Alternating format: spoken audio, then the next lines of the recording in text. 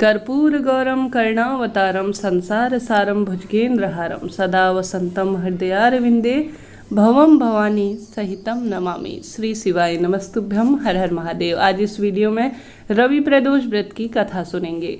जैसा कि शास्त्र पुराणों में वर्णित है, प्रदोष व्रत की महत्वता सप्ताह के दिनों के अनुसार अलग अलग हो जाती है। रविवार को पड़ने वाले प्रदोष व्रत की पूजा और विधान करने से आयु में वृद्धि होती है, अच्छा स्वास्थ्य प्रदान होता है और रविवार को शिव शक्ति पूजा करने से दाम्पत्य सुख में भी वृद्धि होती है। इस दिन प्रदोष व्रत और पूजा करने से परेशानियां दूर होने लगती हैं। रवि प्रदोष का संयोग कई तरह के दोषों को दूर करने में सहायक है। इस संयोग के प्रभाव से तरक्की मिलती है। इस व्रत को करने से परिवार हमेशा आरोग्य रहता है, साथ ही सभी मनोकामना पूर्ण होने में यह सहायक है। तो आप सभी भी मंत्रों का दान करते हुए श्री शिवाय नमस्तुभ्यम या हर हर महादेव कमेंट्स के द्वारा जरूर से लिखें। आरंभ करते हैं। स्कंद पुराण की कथा के अनुसार प्राचीन समय में एक विधवा ब्राह्मणी अपने बेटे के साथ भिक्षा मांगने जाती थी। एक दिन जब वह भिक्षा लेकर लौटी तो उसने नदी किनारे सुंदर बालक देखा। दरअसल वह बालक विदर्भ देश का राजकुमार धर्मगुप्त था। उसके पिता को दुश्मनों ने मार दिया और राज्य को अपने अधीन कर लिया। धर्मगुप्त को राज्य से बाहर निकाल दिया। बालक को देख ब्राह्मणी ने उसे अपना लिया और अपने पुत्र के समान ही उसका पालन पोषण किया। कुछ दिन बाद ब्राह्मणी अपने दोनों बालकों को लेकर मंदिर गई, जहां उन्हें सांडिल्य ऋषि मिले। ऋषि ने ब्राह्मणी को उस बालक के माता पिता के मौत के बारे में बताया, जिससे ब्राह्मणी बहुत उदास हुई। ऋषि ने ब्राह्मणी और उसके दोनों बेटों को प्रदोष व्रत करने की सलाह दी और महादेव की सेवा अर्चना से जीवन में कहा कि वह सब कुछ प्राप्त कर लेंगे और व्रत से जुड़े सभी विधान भी उन्हें बताए। ऋषि के बताए अनुसार नियमों के अनुसार ब्राह्मणी और बालक ने प्रदोष का व्रत किया, लेकिन उन्हें यह नहीं पता था कि इस व्रत का क्या फल और किस स्वरूप में प्राप्त होगा। कुछ दिन बाद दोनों बालक वन विहार पर गए।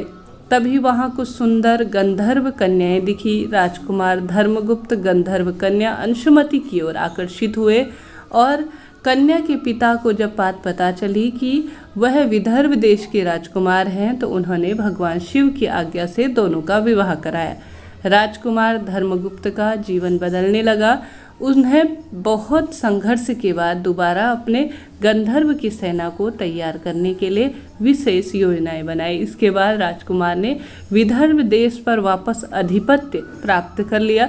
कुछ समय बाद उसे मालूम हुआ कि उसे जो कुछ भी मिला है वह महादेव की कृपा और उनके प्रदोष व्रत को करने के फल द्वारा हुआ है। उनकी सच्ची आराधना से प्रसन्न होकर भगवान शिव ने उन पर आने वाली सभी परेशानी दूर की और परेशानियों से लड़ने की उन्हें शक्ति प्रदान की।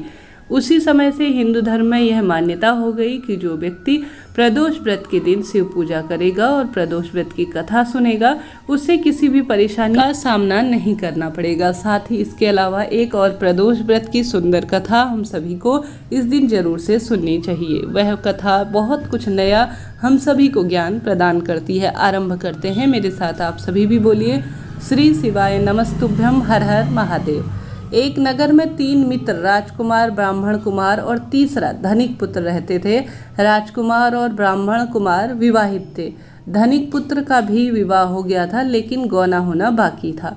एक दिन तीनों मित्र स्त्रियों पर चर्चा कर रहे थे। ब्राह्मण कुमार ने स्त्रियों की प्रशंसा करते हुए कहा कि नारीहीन घर भूतों का डेरा होता है। धनिक पुत्र को यह बात सुनकर वह तुरंत अपनी पत्नी को लाने का फैसला लेने लगा। तब धनिक पुत्र के माता पिता ने समझाया कि अभी शुक्र देवता डूबे हुए हैं और अभी शुभ समय नहीं है बहू बेटियों को घर पर विदा करके लाने का।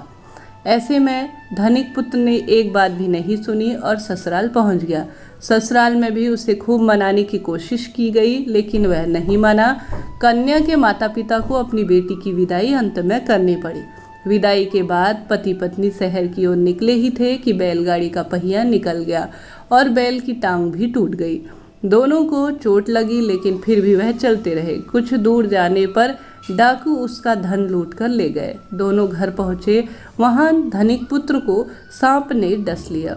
उसके पिता ने वैद्य को बुलाया, तो वैद्य ने बताया कि वो 3 दिन में मर जाएगा। जब ब्राह्मण कुमार को यह खबर मिली तो धनिक पुत्र के घर पहुंचा और माता पिता को सलाह दी कि महादेव की आराधना करें और प्रदोष व्रत इत्यादि करें, और कहा कि इसे पत्नी सहित वापस ससुराल भेज दे।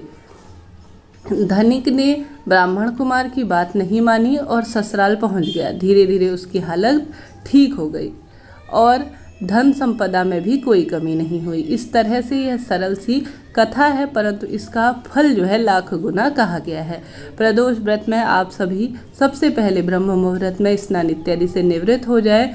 स्नान इत्यादि करने के बाद साफ स्वच्छ वस्त्र पहने, घर के मंदिर में दीप प्रज्वलित करें। अगर संभव हो तो अति श्रेष्ठ रहेगा पूरे दिन व्रत करें। भगवान भोलेनाथ का गंगा जल से स्नान कराएं। भगवान भोलेनाथ को पुष्प, चंदन और साथ ही भांग, आंख, धतूरा इत्यादि समर्पित करें। इस दिन भोलेनाथ के साथ ही माता पार्वती और भगवान गणेश जी की भी पूजा करें। किसी भी शुभ कार्य से पहले गणेश जी की पूजा जरूर की जाती है। भगवान शिव को भोग लगाएं। इस बात का ध्यान रखें कि भगवान को सिर्फ सात्विक चीज़ों का ही भोग लगाएं। भगवान शिव की आरती करें और प्रदोष काल में विशेष पूजा आराधना करने का प्रयास करें।